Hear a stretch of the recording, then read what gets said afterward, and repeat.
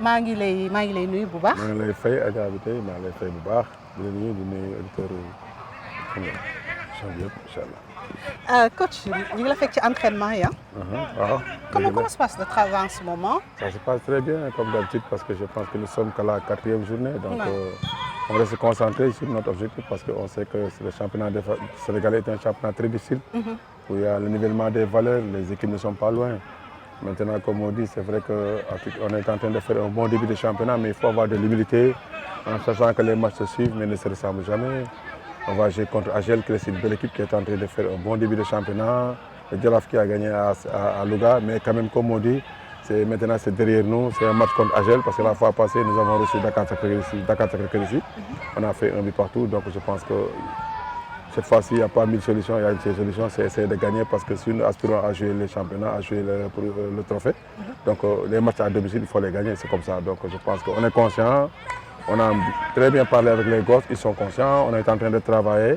Maintenant, il faut attendre le dimanche pour voir ce que ça va donner, Inch'Allah. Alors, avant Agel, c'est 2 victoires, un match nul. Est-ce que vous attendez à autant de réussite ou bien pour le Djaraaf de Dakar, c'est tout à fait normal parce que c'est un club qui aspire tout le temps à jouer les grands rôles. Donc, comme on dit, l'objectif de cette année, c'est de gagner quand même le championnat. Donc, il n'y a pas mille solutions. Surtout quand vous aspirez à jouer le titre, il faut gagner. Surtout quand on vient de se qualifier en Coupe CAF, ce n'était pas évident. On l'a fait de la plus belle des manières. On était dans une dynamique, mais malheureusement, après, il y a un arrêt du championnat. Ça fait qu'on est resté 1 mois sans jouer, ça fait donner une cassure. Mais quand même, on a commencé à retrouver petit à petit notre équipe. On a joué contre GEF, on a gagné 2-1, un match vraiment de qualité avec une très bonne équipe de GEF. Contre Dakar Sacré-Cœur aussi, ça a été un très bon match de haute facture où on a fait un but partout. On est allé gagner à Louga contre la Liguère qui reste une des meilleures équipes du championnat sénégalais. Mais comme on dit, il faut rester dans cette dynamique, il faut rester concentré. Parce que quand tu veux être champion, quand tu veux jouer les premiers rôles, il faut savoir gagner les matchs à domicile. On va recevoir Agel, qui reste une très belle équipe, une équipe difficile à manier parce que je pense que c'est une équipe qui est en train de faire un bon début de championnat. Maintenant, focus sur ce match, rester concentré pour essayer de gagner. Ça ne va pas être facile, mais Inch'Allah, on fera tout notre maximum pour essayer de gagner ce match parce qu'il n'y a pas mille solutions. La seule solution, c'est de gagner. Comment vous avez le mano-mano avec Teungueth FC? Oui, mais déjà, on sait que Teungueth, c'est une équipe ambitieuse. Quand même, l'année passée, mon champion. Effectivement, ils ont changé de bari. Ils ont fait un renfort comme Djaraaf parce qu'ils ont un président ambitieux aussi qui a les moyens. Je pense que aussi, depuis 3 ans, 4 ans, beaucoup d'équipes qui sont constantes dans le championnat Sénégal. Mais le Djaraaf reste le Djaraaf. On va rester focus sur nous, préparer nos matchs, toujours essayer de les jouer pour les gagner parce que je pense que c'est le plus important, Inch'Allah. Alors, il y a aussi un tournoi interclub am solo, ce sera le 27, Inch'Allah, fële ci stade Félicia. Coach, avec l'ASEC Mimosa, ça me rappelle beaucoup de souvenirs parce que quand je suis au stade Bobo, il y a Goul. C'est Abidjan, bon, moi j'ai l'habitude de voyager et de jouer. Depuis même ma carrière, j'ai joué là-bas, même en tant qu'entraîneur, avec le port, avec les sélections, je suis à jouer là-bas. Donc c'est ça qui me réussit bien, comme on dit. Mais on sait que les matchs se suivent, mais ne se ressemblent jamais. On a gagné le Racing Club d'Abidjan, on a éliminé au 2e tour des phases de poule. Après, on va rencontrer l'ASEC qui a été finaliste l'année passée. C'est une très bonne équipe qui est constante dans les compétitions africaines. Mais le Djaraaf reste le Djaraaf. On a une très bonne équipe. On a des ambitions nous-mêmes. On sait que ce ne sera pas une tâche facile, mais rien n'est impossible en football. On va rester concentré sur notre objectif parce qu'on va aller à l'extérieur en sachant qu'il y aura une belle équipe en face. Mais comme on dit, nous, on est focus sur le match. Déjà de dimanche, il faut gagner pour rester dans cette dynamique de confiance.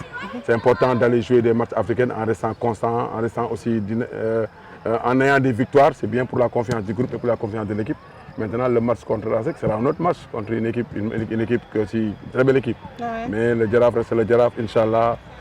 Comme vous connaissez Maïdaf, il faut attendre le jour pour voir quand même. C'est important. Alors, en Afrique, vous voulez aller le plus loin possible. Mais dans un groupe C, un groupe très relevé. On va perdre aussi ce métronome, Souleymane Cissé. On espère qu'il va revenir, Inch'Allah, prochainement. Cette mission-là, assignée où cela passe d'abord par les phases de groupe, c'est-à-dire se qualifier. Bien sûr, phases de groupe. Bien sûr. C'est notre objectif, c'est de se qualifier pour les phases de poule. Et ce ne sera pas facile. Parce que quand tu arrives à ce stade, toutes les équipes s'avalent. Peut-être qu'il y a des équipes qui ont l'habitude de jouer ces compétitions. Comme l'USM d'Alger. Comme l'USMA, où j'ai eu la chance de le jouer quand j'étais au port. Et c'est l'année où je l'ai joué, je suis qualifié là-bas. Donc c'est des matchs qui se jouent à couteau tranchant. Mais comme on dit, on est conscient que ce ne sera pas une tâche facile, mais rien n'est impossible. Nous avons une belle équipe, nous avons un bon groupe, on est en train de travailler. L'équipe monte en puissance, l'équipe a fait des progrès. Maintenant, comme on dit, il faut attendre le jour J pour voir. En tout cas, nous, on sait que dans cette poule, nous avons notre chance. Et Inch'Allah, on va le saisir à fond et nous ferons tout notre maximum pour essayer de passer ce cap, Inch'Allah. Alors, on aura d'autres tribunes pour revenir au club B. Cette fois-ci, on va parler de vous, coach. Aliou Cissé est parti, moment B, période intérim là, que Pape Thiaw est en train d'assurer. Bientôt, nous allons ouvrir peut-être un dossier. Est-ce que vous êtes partant pour être sélectionneur équipe nationale A? Déposer ce dossier. Nous sommes comme on dit, on rend grâce à Dieu. Je pense que nous avons fait nos preuves dans ce football sénégalais. On a été dans les sélections. On a eu la chance. Moi, j'ai eu la chance d'abord de côtoyer Joseph Koto, où on a été demi-finaliste en Coupe du Monde, en Nouvelle-Zélande en 2015. On a été 2 fois finaliste en U20. Avant que Joseph Koto décède, j'ai pris l'équipe, les U17, où j'ai gagné le tournoi FOA pour aller en Coupe du Monde pour une 2e fois d'affilée. Je pense qu'après, j'ai gagné la Coupe d'Afrique avec les U20. J'ai gagné autant de tournois FOA. Donc avec le club Jaraaf, on était allé en phase de poule. On est revenu en phase de poule. Qu'est-ce qu'il faut faire maintenant? Il faut aller au rugby pour montrer des preuves. Maintenant, comme nous sommes des Sénégalais, nous sommes des croyants. Vous avez déposé ce dossier ou vous avez fait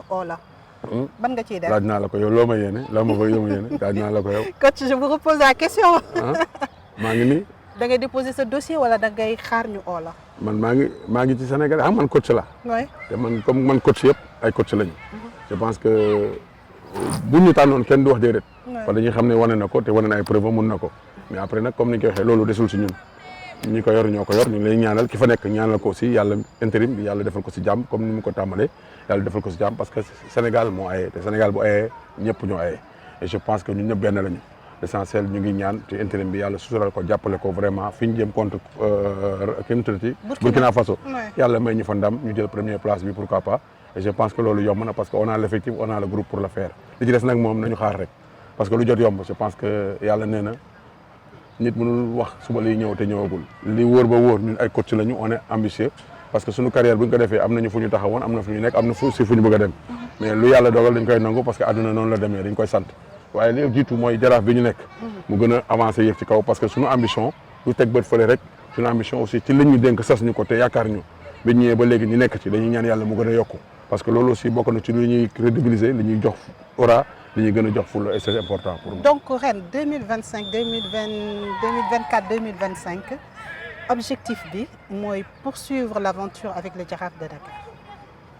xam nga Sénégal bu ayee xam nga Sénégal bu la soxla xam nga Sénégal du lu di xëccoo Sénégal mooy suñu dëkk mooy suñu réew ñun ñëpp nous sommes des Sénégalais du dëkk.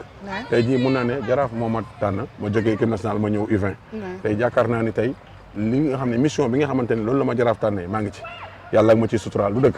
tey damay sant yàlla parce que loolu mooy rôle entraîneur parce que ñu tànn la ak ay objectifs intermédiaires tey yàlla dina defal sutura xam nga loolu entraîneur di rêvé waaye nag Sénégal mooy Sénégal Sénégal moo ñu jiitu Sénégal mooy dëkk bi te Sénégal moo ñu tënk ñun ñëpp xam nga tey du ma wax ni damay bàyyi Jaraaf pour dem sélection nationale waaye du ma wax ni aussi bu ma Sénégal woowee du ma dem parce que loolu du ma ko wax. parce que léegi tey président Jaraaf mu ngi biir fédération vice président Jaraaf mu ngi biir fédération ñoom ñëpp ñu ngi biir football bi donc football Sénégal bu ayee ñun ñëpp Sénégalais lañu. Sénégal moo nekk ci kaw. moo nekk ci kaw ñëpp. coach l'avant-dernière question 2 ci say pensionnaires ñi ngi ci équipe nationale woon nañ leen ci 3e ak 4e journée bi bis repetita pour la 5e et 6e journée des éliminatoires de la CAN 2025. Cette convocation-là, d'abord vous en tant que Sénégalais, naka nga ko accueillir mais surtout en tant que technicien aussi. Mais mérite là parce que liggéey la quoi liggéey la parce que je pense que c'est un travail qui est bien fait depuis l'année passée quand même il y a une équipe qui a été construite être 2e en championnat avoir la 2e meilleure attaque la meilleure défense meilleur joueur du championnat meilleur buteur du championnat meilleur gardien du championnat c'est pas donné à n'importe qui quand même on a été constant les résultats sont là même si on n'a pas gagné le trophée et c'est la continuité qui a fait qu'on est qualifié en phase de poule je pense que depuis belle lurette on est en train de chercher à se qualifier nous l'avons fait il y a même pas longtemps donc c'est des performances qui sont là avec des joueurs qui l'ont fait. C'est normal avec le foot local, le football en marche, le football qui progresse. Parfois, quand on fait des sélections, on voit les meilleurs, on cherche les meilleurs et on les convoque. Ça motive les autres clubs, ça motive les autres joueurs et puis c'est une motivation pour le foot local. Moi, je pense qu'il n'y a pas de péril à la demeure. Ce n'est pas seulement les joueurs du Jaraaf, il y a aussi un joueur de Gorée qui a été convoqué. Donc j'en profite pour féliciter le foot local, oui, je félicite tout le monde. Et puis la vie continue, c'est comme ça. Alors, moment bi, ban discours nga len di wax dañu dem peut-être certainement parce que Cheikh Lo c'est ce qu'il a dit pour apprendre tâter li nga xamantene mom moy pour l'équipe nationale A ou bien il faut se donner il faut avoir des ambitions. Ah oui, il faut avoir les ambitions. D'accord. On n'est pas en vacances, il faut avoir des ambitions. Je pense que Cheikh Lo il fait partie des meilleurs gardiens de ce pays, il l'a montré. Pour dire qu'on va aller là-bas pour apprendre, non, on apprend, on est là-bas pour jouer. Je pense que tous les joueurs qui seront convoqués doivent être prêts. Parce qu'ils peuvent avoir la chance de jouer et je pense que c'est comme ça qu'on gagne la place pour le futur et c'est important. Merci beaucoup. Merci. Merci la princesse, la reine, merci. Lo bëgg encore. Lan nga may wax ci Burkina Sénégal. Ah. La petite finale ci groupe Sénégal. Di ñaanal Sénégal yàlla may ko ndam Sénégal jël première place bi à la fin parce que vraiment liggéey nañ ko depuis quelques années quand même loolu mérité nañ ko. Sur quoi va se jouer ce match? Sur quoi va se jouer ce match? Mais c'est les détails, hein. Le football ça se joue toujours sur les détails. Tu sais, avoir un bon groupe ça ne suffit pas maintenant. Il faut que les gosses comprennent que c'est pas encore fini. C'est vrai qu'on est qualifié mais il y a 2 matchs à jouer. Il faut rester concentré, avoir de l'humilité et jouer les matchs à fond toujours pour les gagner parce qu'on a l'équipe pour gagner n'importe qui. Nous sommes des champions quand même d'Afrique. Maintenant il faut prendre les matchs au sérieux, essayer de se reconcentrer et travailler pour gagner. C'est ça le plus important. Merci beaucoup Malick Da. Merci Djeredjeuf. Merci beaucoup. Hein.